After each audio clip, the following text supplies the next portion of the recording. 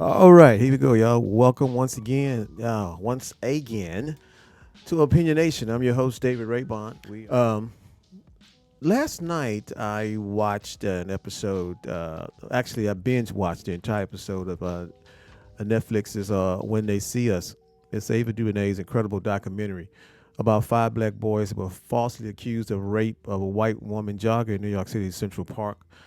Also, we're going to talk about Scott Peterson, which is really odd because Scott Peterson, that name Scott Peterson, I've heard at least four Scott Petersons and they all done something criminal. But this particular Scott Peterson was the on-duty officer during the Parkland shooting. He was the officer that was at work in the school. That was his job to work the school, and he's facing charges now for not taking action. That's right. If you're a police officer, you're supposed to take action, and you don't. Now you can be held responsible for not.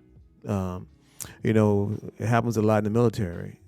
Someone just too much shooting, too much excitement, it just gets scared and they shut down and can't fight back. I don't know what happens in that case. Maybe insubordination. I don't know, but it's the first time I've been hearing of a police officer who didn't take action being charged with, I want to say, a felony of child endangerment. So we're going to talk about that. And also, I got some information about the person that's really behind Kim Kardashian and her Innocence projects. It's a black female attorney who's actually the person behind it. But Kim has a bigger name, putting a bigger face to the project, so it's getting a lot of media attention. But before I move on to all that, I had to give my sponsor a big shout out. That's the Social Workout Studio. Social Workout Studio. Now, have you guys went there yet? What you waiting on? She's sitting there waiting on you. She got machines waiting on you. She's going to show you what you need to do to get your body where your body need to be. I'm talking about Alice Raibon down at the Social Workout Studios in the San Fernando Valley. She's looking for fitness with a little fun. You need to go check out the Social Workout Studio. Social Workout Studios located at 21141. That's on 21141 Devonshire Street in the city of Chatsworth. She's offering small group training available for just $25 a session. Go to workingoutwithalice.com or socialworkoutstudio.com or just give her a call, certified trainer Alice Raibon at 310-902-5387. Again, that's 310-902-5387, Social Workout Studio. Go on and give her a call. Go on and get your workout on and just burn some sweat, burn some fat. Get your thing working right. This is the time of year. If you do it quick enough, you might could get in August to the beach. I don't know. But you just want to get into some physical fitness. You want to give her a call. She has a very nice gym. She's the proprietor of the gym. She's hands-on, and she's going to make sure you get your money's worth. You're going to be wore out, I guarantee you. You're probably going to sleep in your car after you get through training with Alice Raibon, Social Workout Studio. So, Nick, how's it going, man? Oh man, it's been a crazy week, man. I don't know if you've seen the boxing match. Wasn't that something? Oh my gosh, I used to box a little bit, man. So for me, it's not shocking at all. I think when you get in that ring and you really start boxing, you realize there's a very, very thin line between getting your ass whooped and whooping somebody's ass. Very thin line. That dude beat the Ruiz. Oh, my He God. beat the heck out. But he was hitting him in the back. I think he was hitting him right here. Hey, man. I ain't trying to hear that once you get in the ring, man. It is I know, what it is. but I've never seen nobody get knocked out from the behind the ear. And the dude, and what was his name? Joshua. Yeah. He looked up like, what the fuck that was? Who let the truck in the ring? And Stephen A. Smith is heavy. But you got beat by Butterbean? Yeah, I think it's me being a boxing fan, man. I think it's great for boxing to finally get some different faces in there, some excitement. So Yeah. I'm happy for the sport, man. So for me, this weekend was good, man. I tell you what, it's one thing for sure. You don't have to look like you're in shape to be strong. That heavyweight division, man. Dude, he had man boobs, fat hanging off him. Yeah. But man, he was throwing them balls, man. I'm like, God dang. And it was just bam, bam. I mean, bam. After the second knockdown, I started feeling bad for him. I was like, get up. Nigga. Did you see that social media thing somebody put up where he hit him and then like his ghost just got up Nigga packed his bags and left. Oh, the internet is a monster. He was on the man. plane, and the birds were flying around his head. Oh man, now that was that was crazy, man.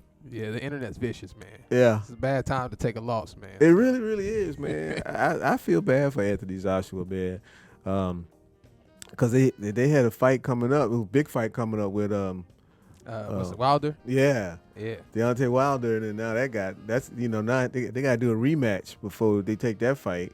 And if Ruiz beat him again, man, that could be it for him. Hey, one thing I learned, man, you don't fight no Mexicans, man, straight up like that. Yeah, You learn that growing up in the hood, man. You gotta bob and weave. you got to make him tire out. Man. Something, run around the ring or something, man. Yeah, tag him and move, stick and move.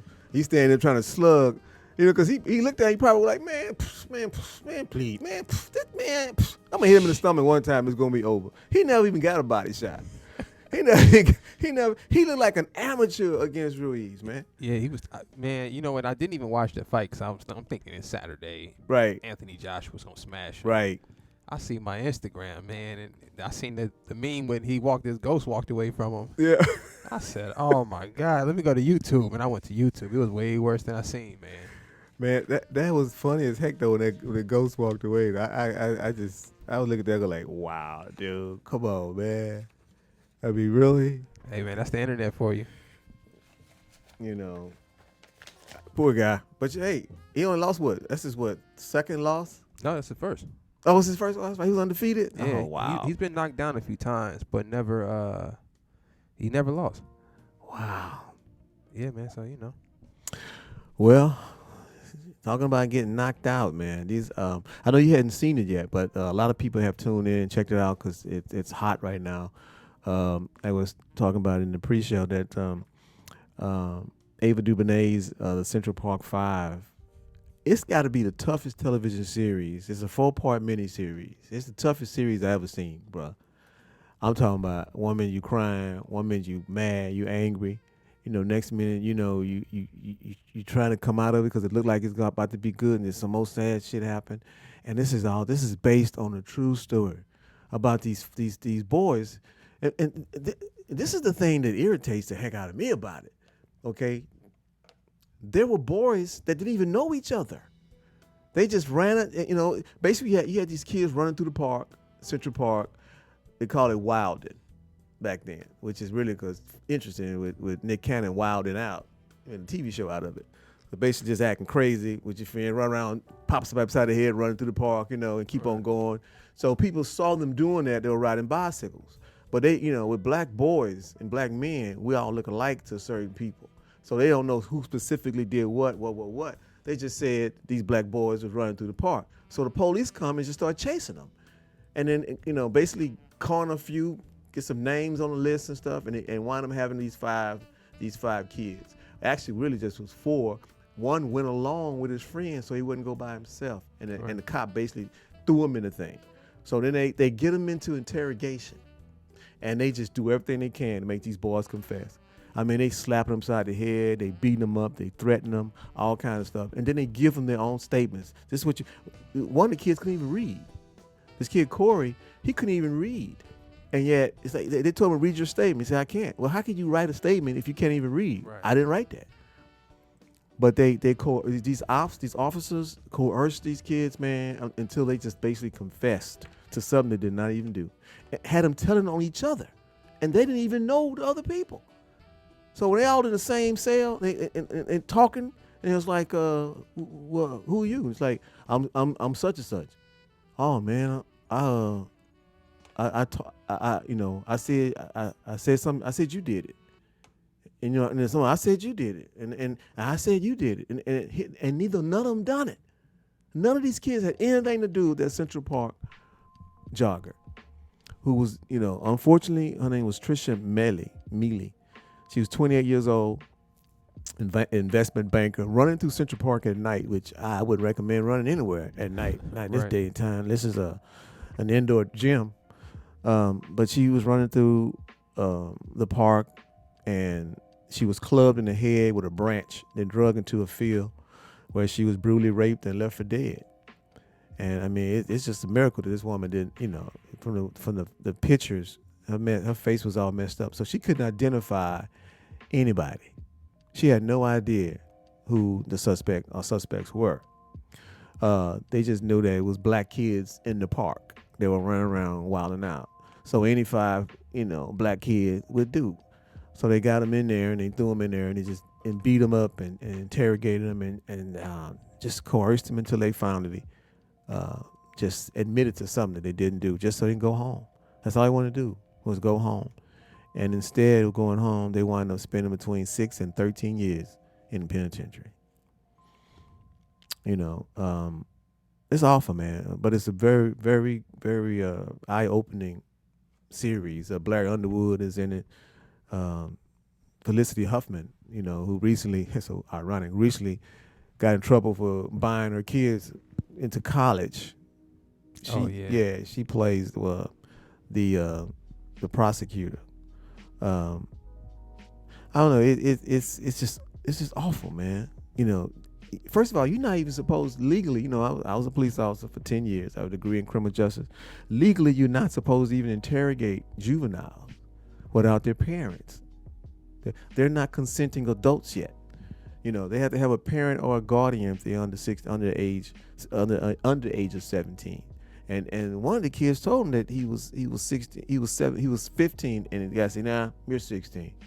Or he said 16, "No, you're 17. You're big. You're grown enough." Just go make his age up, just so they can put this little kid in jail, man. And one of these little boys was little, man, little kids, and they was basically scared, they was like exhausted after hours and hours.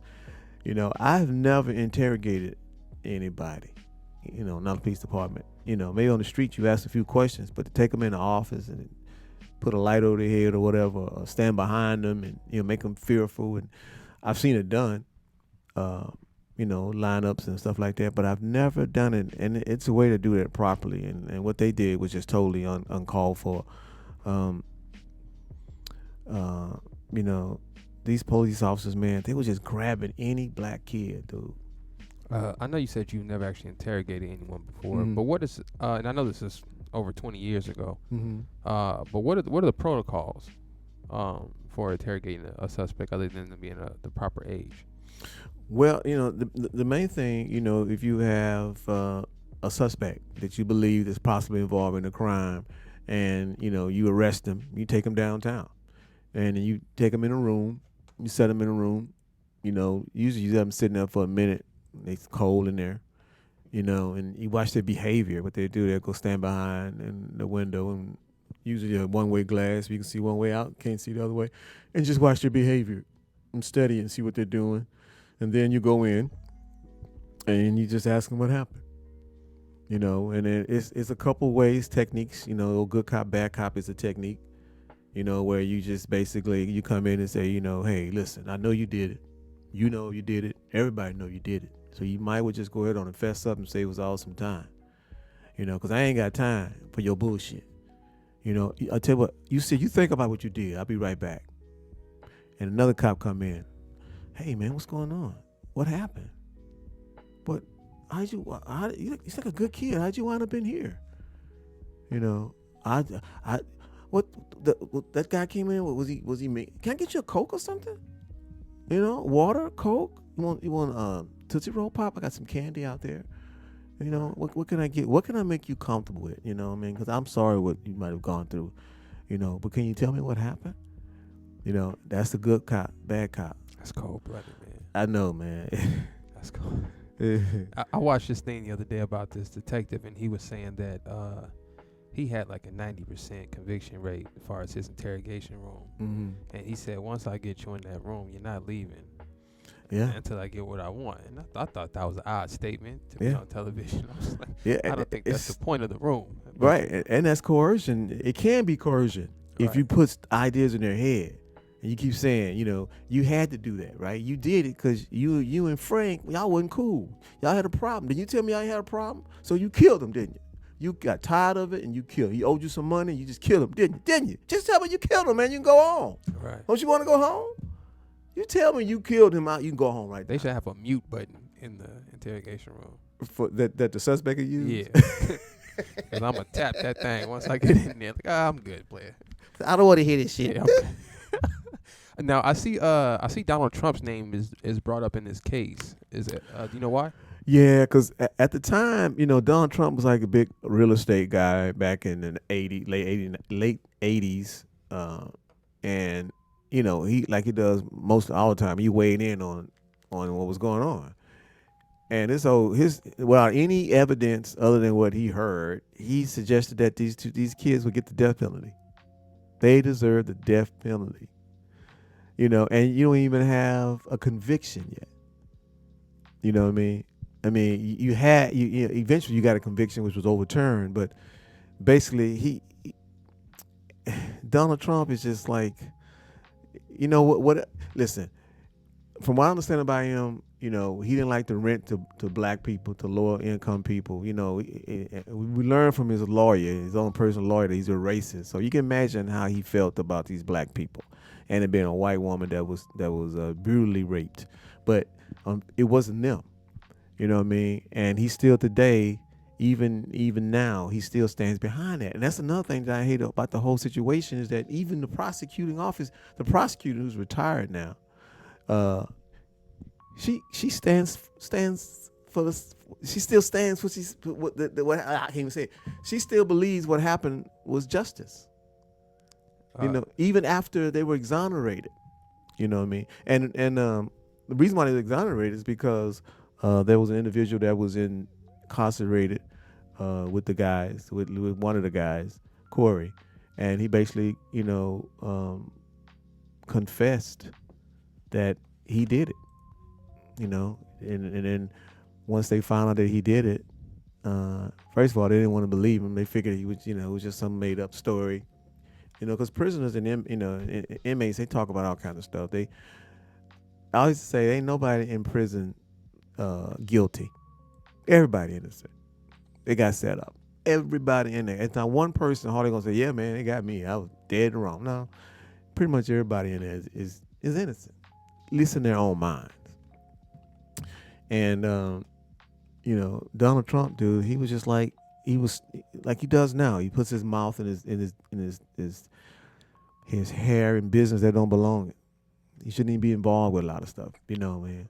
He gets involved in things like sports. He found out he mad at the NBA, at the NFL because he wanted a team and they wouldn't give it to him. So now he got something to say about Cap and all that whole thing. He just all over the place. He's doing everything he's supposed to be doing but his job. He's the worst president we ever had. The worst. And he got something to say about everybody else. You know what I think is interesting about just observing, I don't want to group everybody together, but white people, is that, when something happens in their eyes to their people, they see it as all black people are responsible. Absolutely. Right? Yeah. And I know we look at that as a wrong way to look at things. But often we individualize the crimes when it comes to things that are done to us. We'll see somebody like Hillary Clinton and say, although she stood for all black men being called super predators, we don't subscribe that to her. We want to give her another chance and say, oh no, that wasn't her, that was them. So I just think that's interesting how we don't clump all them together when one of them does us wrong. Yeah. But if it's on us, it don't matter what 5 it is. No. 5 of y'all got to go. Right. It don't matter what. Matter of fact, you 6. pick 5, It's 6 if one's standing there by you that Oh, yeah, that's your friend, nigga. Bring him yeah, too. you going too. Yeah, so yeah. I think that's an interesting thing, and I don't know which one is better. Which viewpoint is better, to just clump them all together and say, hey, you know what? One of you guys do something, that's y'all. I don't either. It's I mean, if you take the criminal justice system for what it is, at least what it's supposed to be, with the proper evidence and proper investigation, which leads to interrogation and to whether a person did or did not do a crime, backed and supported by physical evidence, eyewitness testimony, or confession. If you don't have those three things, or DNA now, which we have, then you don't really have a case. So if you're just gonna grab them, throw them in jail, and try to make up a case, that's coercion. That's illegal.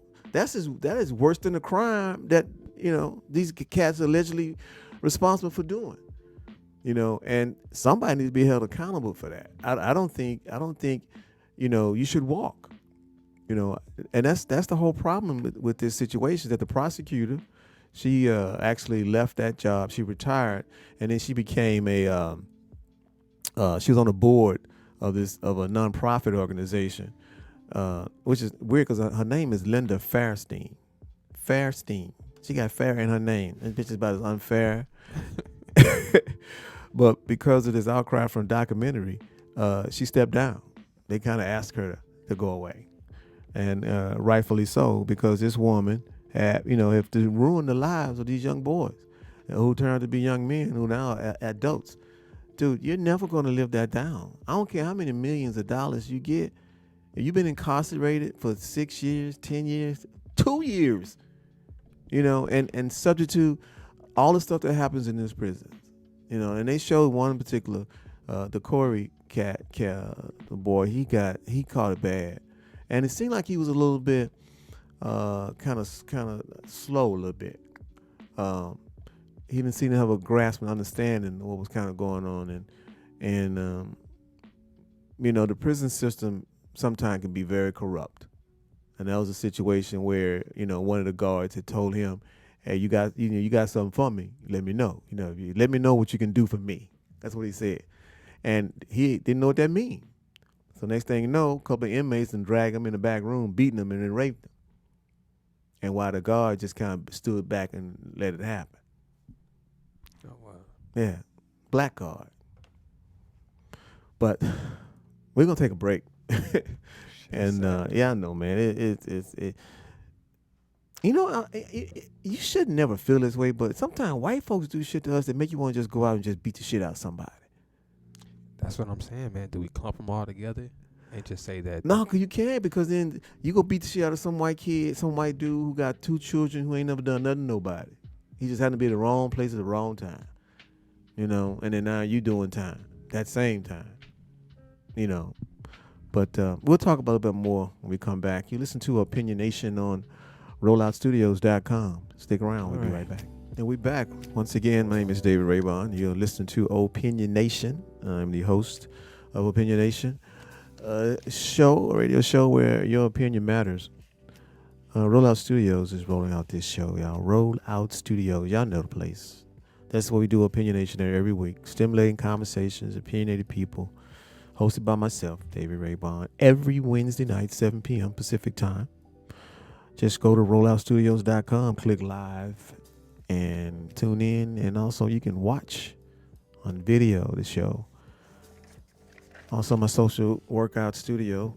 I want to give them another shout out because they're the sponsor of this show, the only sponsor we have right now, the official sponsor of oPiNiOnAtiOn. If you're in the San Fernando Valley, go get your workout on. Just call Alice Raibon. Give her a call, 310-902-5387.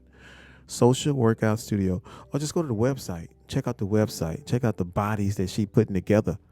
Check out hers because she's a competitor. She competes. So she knows what she's talking about. You see what you don't want to get your hair cut for somebody that look like Don King.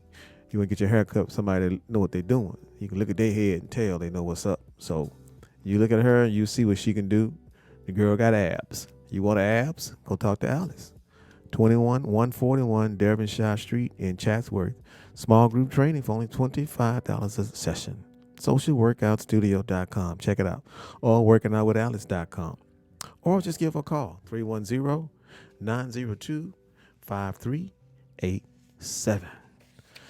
Also, for those that are looking to do something later on this year, I'm going to be going to Cancun. Me and my girl going down to Cancun Soul Fest, October 30th to November 3rd. You should go check it out. They got a hell of a lineup, man. Frankie Beverly and Maze, going to be there. Kim, In Vogue, just all kinds of, about 12 artists, and it's just nonstop music. So if you're not doing nothing, October 30th, November 3rd, go to Cancun Soul Fest. And unless something changed, I'm going to have my birthday party, my official 60th birthday party. 60. God damn! Oh, my God. What a time we went. But anyway, that should be in Houston. I'm still working on the location, but it's going to be a karaoke party, so all my friends from Houston can come out and we can kick it like old days, like when back at the hip hop comedy stop when I had the comedy club, and everybody singing and telling jokes and stuff. We can be telling jokes also probably. Yeah, I'm gonna have a lot of comedians come through, so you know you're gonna just be able to come in there and sing karaoke. It's a microphone. Comedians gonna be there. Get up and do 5 or 10 minutes on my birthday, 60th birthday. God is good. Everybody don't get to make it to 60, so believe me, I am really grateful that I'm still here. Especially with my background in law enforcement, it's always good to say, "Hey, man, I made it. I made it through." You know, because I've seen some crazy stuff. I've been in some gun battles and stuff, and I just thank God that I was able to get out of them and still, have my mental faculties. No bullet holes. I'm here. So anyway, we were talking about the Central Park Five. These 5 young boys who were forced to admit to something they didn't do. And it was really interesting because one of the boys' father, the police had basically talked to him and said, "Listen, didn't you do some time?" "Well, yeah." "Well, do your employer know about the time that you did?" What do you mean? I mean, I'm just asking you. Does they know? "Go talk to your son." So he goes in there, and this is Michael Williams who's in The Wire. He has that kind of cut down his face. He went in there and told his son, "Do whatever the policemen say. Do whatever they say." And what happened to him was sad because, after his son went to prison, he basically kind of lost it, left home, left his family. Then he got ill. Then he got really, really sick. And it's just sad. And then, later on they show the kids as they grown up. Now they're coming out of prison. And then they come back. His son came back to his dad, and he was upset with him. It's like you made me admit to something that I didn't do. To basically protect yourself. But eventually they kind of made up. I mean, it's emotional, dude. I'm telling you, it is one of the most, and it's on Netflix, so you can watch it, binge watch back to back to back. It's 4 hours of television, and I don't think there's nothing on television that's going to touch a black person more than this. This is like Trayvon Martin. This is the type of pain you feel like that. Eric Garner. I can't breathe. This is the type of feeling you get when you watch that.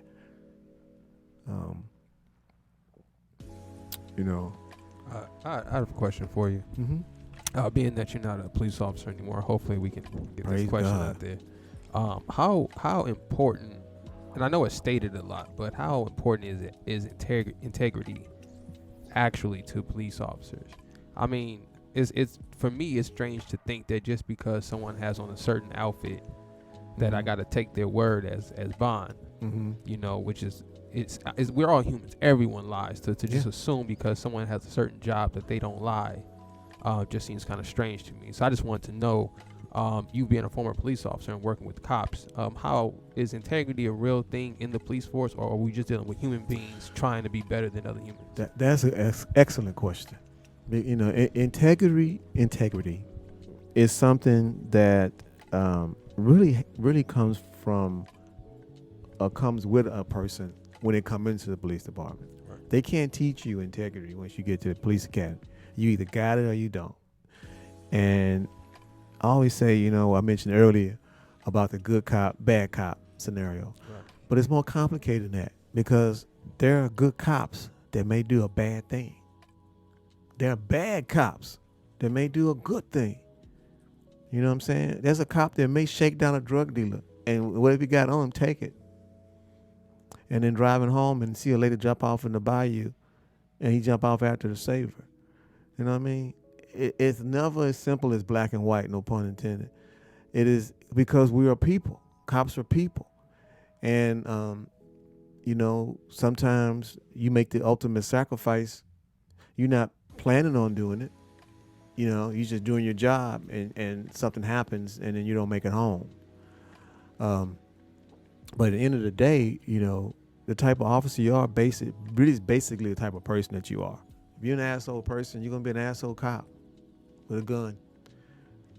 Pretty much. And it's a huge responsibility. A lot of people don't realize it's a responsibility carrying an instrument of death on your waist at any time. When I was a cop, we didn't have no tasers. A lot of stuff they do now, where they get a suspect and they talk to him and they throw a phone at him, they send a robot at him, they send a drone at him. Shit, man, you stop the car, we run up there and yank your ass out the car. That was it. And the shit's over with. Anybody got time? We don't know drone. When a drone gonna get hit? What the fuck is a drone? I was a cop back in the 80s. I mean, drones weren't even invented yet. You run to that car and you got your gun out and you watches his hands and you snatch him out, cuff him up, and it's over. These police out LAPD, turn around, walk backwards, lay down, put your hands on your head, count to 10, do jumping jacks. I'm like, man, please.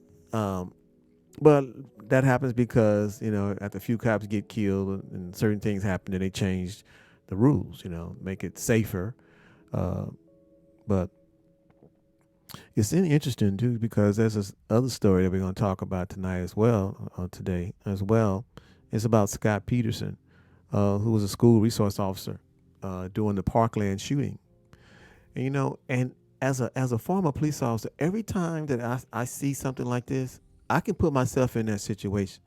I can literally picture myself in that situation, and then try to imagine what I would do. If you, I'm gonna tell you something. If you walk up to a school and you hear boom, boom, boom, boom, boom, boom, boom, it takes a special kind of person to run up in there. You know what I mean? It takes a real nigga, I'm sorry, right, to run up in there and to that. You know what I mean? Because in reason, you're going to say to yourself, let me wait for it to stop and then go. Or let me find out where it is and then go. Let me wait on backup and then go. See, when I was a cop, you always waited on backup. You don't go nowhere until your backup got there. But this one officer was responsible for those kids. And when they start shooting, if he had to go down, then that's how he was supposed to be, because his job is to protect those kids. Yeah, but is that on the job detail list? Or is it just, I'm saying, so if you're a police officer, job description. Yeah, if you're a police officer at a school, is it specified that if something happens that involves the endangerment of the kids, that they are priority over yourself, or is it just protect and serve? I don't. You said things. I never really worked as an officer on campus or anything, but I would assume that, especially now, that your responsibility is to protect those kids. You're the only one on campus with a gun, technically, legally. Right. And when the shit hit the fan, you supposed to go right. You supposed to go to the shit and put it out. And this particular dude, I'll tell you, he didn't want to die. 17 people died that day, and he wasn't going to be 18. But because of that, now he's facing charges for charged with child neglect and culpable negligence, which means he didn't react. And there's an old saying: I'd rather be carried by 12. I'd rather be judged by 12 than carried by 6. I think it was a movie I read and that was in. But back when I was a cop, that was a regular thing. You know what I mean? I'm gonna go out here and I'm gonna get into some shit. I'm gonna come out winning. Now y'all can take me to court and we can see what happens in court. But you can't get out that casket and stand up no more. Right. So, and it's a lot of just split second decisions. The split second decisions, man. Like this cat Scott was like, he heard noise and he was trying to figure out where it was coming from. So he didn't want to go in until he knew where it was coming from. But he hid for 45 minutes. Sounds like a smart man to me. I mean, it's if you ask me. I'm telling you, when you're in a life and death situation, you make a decision right there. Right. Okay, I'm gonna come out of this or I'm not, but I'm not gonna sit here. And that's just how it is. I feel bad for this guy. But one thing that I do know about human beings is that we're pre-programmed to a flight or a fright decision. So I mean, granted, he might in his head said, I'm gonna stand there if somebody pulls a gun out, I got it. But like you said, things change very rapidly when the situation really happens. Yeah. So I wanted to know, as police officers, do they train you guys for I know you guys have shooting practice, but I mean for actual gun combat, somebody shooting at you, how to respond, take cover, like that type of training. No, if it is, it's new. When I was a cop, they have what they call Hogan's Alley, and it was basically these facade walls and targets, and you would run in, and then you would just you would shoot. It's called shoot, don't shoot. Yeah, that's not gonna work. That's basically what it was, and sometimes no one ever shot back, but you could actually shoot an innocent person because it would pop out and you'd be like, you gotta be, oh shit, I shot a little girl, so. But it wasn't. They probably now. I would assume now they probably got some type of interactive type stuff where you can actually simulate a gunfight. But most gun battles they don't last but 2 or 3 minutes. Right. They're very very quick. You know what I mean? And I just like I say I feel bad for the cat, man. But everybody not meant to be a popo. That's my thing. I think I'm finding that we looking at police officers like they should be superheroes, and then we're finding out when it's too late almost that they're just human beings. Mm-hmm. So it's kind of strange to me that the vetting process is not a little bit more serious before you give someone a gun and ask them to protect But somebody. it actually really is. It is? Yeah. I mean, you the psychological exam alone is about 400 to 500 questions. Oh, wow. Okay, I didn't know that. And they ask you the same question over and over again to see if you're lying. Because if you're telling the truth, you ain't got to think about what you said in the first 50 pages. Right. It's truth. Your truth can be repetitious because you're not making it up. But once they go through that and they see you lied or you have varying responses to basically the same question, now they know as far as integrity is concerned right there. Right. They know right there that you can't remember your stories because you're making them up. You're lying. And you're done. You will not get in the police academy. That's the psychological exam. It's basically a truth test. To see if you are telling the truth. And they give you polygraphs and all that type of stuff as well. Well, I have a question for you. It's a 2-part question. So Mm-hmm. for one, have you ever been in a situation similar to this one, where a violent incident happened and maybe someone with you didn't respond? Or maybe you might have been a little hesitant to respond. And the second part of the question is, what is the police code as far as amongst each other if that situation were to happen? What's the conversation with the police officer if you guys find out another officer didn't respond? Oh, we're going to talk about it. We're going to talk about him. Does he get blackballed by the other officers knowing he's not? Well, yeah. I'm not riding with that motherfucker. Right, that's what I would imagine. That's it. I am not riding with that motherfucker there. He ain't got my back. And I'll tell Lieutenant, I'll tell the desk sergeant, I'm not riding with him. I'll tell watch command, what I need to tell, I'm not riding with this dude because this dude going to get us both killed. You know what I mean? Some of these dudes are like Rambos. They clock in, they ready to go out and fight, dude. They a physical fist fight, they ready to go out shootouts. They love that type of shit. Yeah, that's crazy. I never forget this one officer I worked with when I was a rookie, and Jefferson. I guess he's still around, but Jefferson, I rode with him, and I'll never forget, man. I don't know if I told this story before, but we had a domestic violence call, and we get to the apartment. You could hear him in there just hollering, fussing, stuff being thrown about, man. And then he walks up, and I'm right there with him. He walks up and he listens. And then he knocks on the door, and he goes in there, and this dude's kind of like beating up his girlfriend. So Jefferson, man, he said, man, hold my watch. He took his watch off and gave it to him and just started beating. You like beating up women? You like beating up women? Well, beat me, motherfucker, and just started wailing on this dude. And I'm just watching. Motherfucker, I'm like, hey, you don't need me? Right. He tearing this dude up. And the dude basically started crying, and then I can't recall what happened. He went to jail. But he got an ass whipping. Back in the days, a part of enforcement when I was a cop was physical confrontation. You know what I mean? You gonna get into a fight. There were dudes that were known for fighting cops. Hey man, he kicked cops' ass. Well then we gonna be fighting, motherfucker. I mean, cause I'm not gonna let you just kick my ass and then take my gun and use it on me. Right. Or just take my gun and leave, which is it's probably worse. Take your gun and leave. Now you gotta explain, where your service revolver? I don't know. You can't, if they shoot you, at least you can explain if you live through it. He took my gun from me, shot me with it. But where your gun at? Ain't nothing worse than getting your gun taken. That is probably the worst thing that a police officer, worst scenario a police officer can be in, Yeah, I would imagine. and then getting it used on you. Um, that's why I tell people all the time. Those people who like to carry guns, be prepared to use it. Don't just have it. If you take it out, you better use it, because a killer, he gonna use it. He not gonna think twice. He don't care about the consequences, and he probably have done it before. If you haven't done it before, you gotta think about it. You gotta worry about what's gonna happen with the shooting team. The shooting team is basically internal affairs who come out after you shoot somebody to reenact what happened to see if you were justified. You got all that's going through your head. Right. But a criminal, a crook, man, a ex-con that ain't going back, a brother or sister or whoever is on PCP or something like that, dude, it's going down. It's gonna have to happen right there, or you may not go home. Wow. Have you ever had a situation like this here where you had a partner that just didn't respond in an emergency situation? No. Everybody I've had has been on the up and up. I've heard of an officer who had a female partner who basically hunkered down when he was taking fire.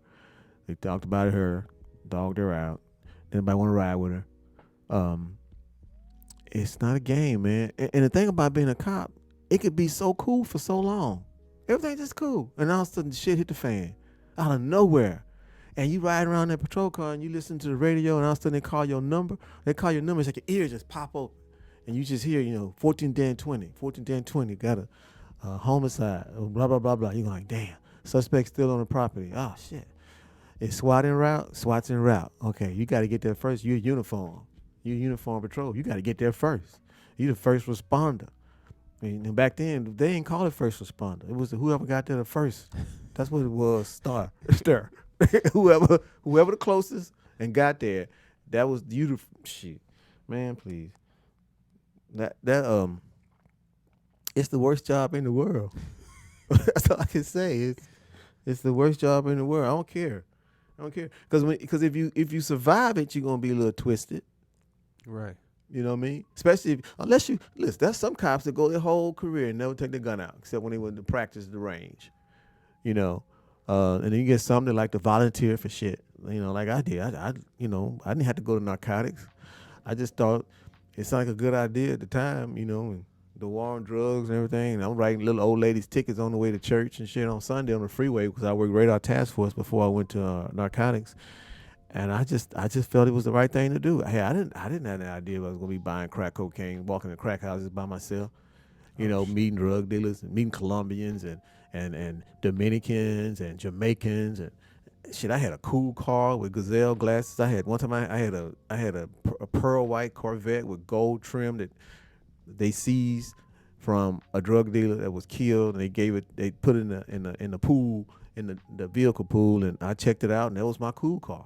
Wait, time out. You get to just pick your car? Yeah, if it's available. Usually depending on the seniority. Older cops get to pick. If you get like a real nice car, they may pick it. But man, I had a 450 SEL, Mercedes, and I used to go meet drug dealers just by myself. Now you said you volunteered for this position, Mm-hmm. So they don't. This is disturbing. I know, it's ridiculous. It's the dumbest shit I've ever done in my life. They don't do any kind of vetting to see if you're qualified to go undercover. Mm-mm. You'll learn when you get out there. Oh, shit. And I've had scenarios too where I got made. Man, my girl say she know you, so you a cop. Man, I ain't no motherfucking cop. Let me tell you something. You cop, come over here and bust a cap in your ass. All right, whatever. Motherfucker never saw me again. I don't need to get you. Somebody else can get you. Shit, you ain't gonna get everybody anyway. Somebody else can get you. Has that ever happened in the midst of doing your job? Yes. Like I'm talking about while you were on the in the area. Yeah. Oh wow. Yeah. I got made a couple of times. I remember one time I had this deal, and we were all in the van, Raibon, me and my supervisor, and 3 or 4 other officers and stuff. And I had this deal with this guy. I was supposed to meet him at the service station. He told me, if you come over here and you a cop, I got a Uzi, and I'm shooting all you motherfuckers. Oh, shit. And my supervisor said, head on back to the station. I was mad, man. Smart man. I've been working on this. It's more of us than him. Y'all gonna believe this punk? What kind of shit is that? That sounds like a smart sergeant to me. Yeah, yeah, because you can't Rambo all the time, man. That Rambo shit, man. That's TV. It's a good idea. If you survive it, but if you don't, now you getting a flag. Your family getting a flag, folded up. But yeah, man. It's I'm glad I'm out of that shit. I can tell you that. But yeah, this guy, man, I think he just couldn't. I think he just realized that it wasn't worth it, and you got to think about it. One thing I taught us in the police academy: your job, other than protecting and serve, is to go home to your family at the end of your shift. If you do everything else and you don't do the latter, then you failed at your job because now you're gone. You can't do nothing. You can't help nobody.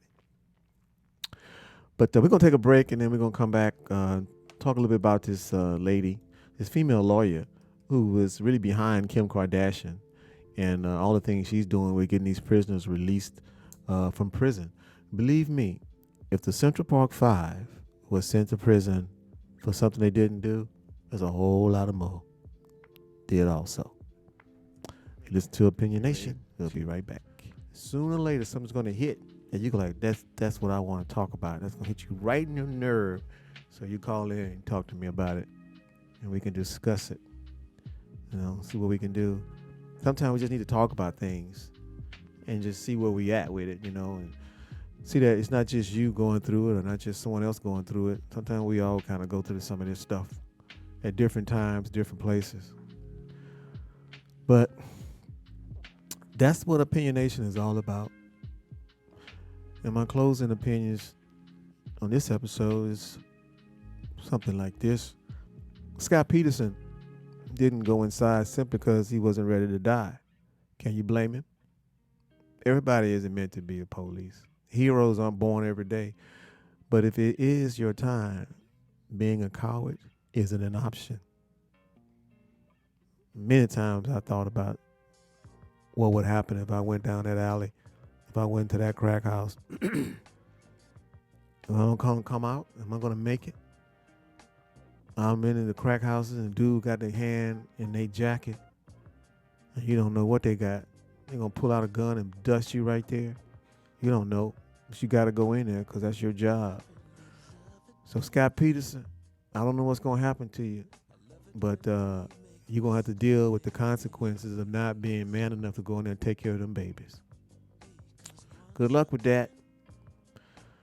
And I would love to thank Ava DuVernay for bringing this story of the Central Park Five to the screen.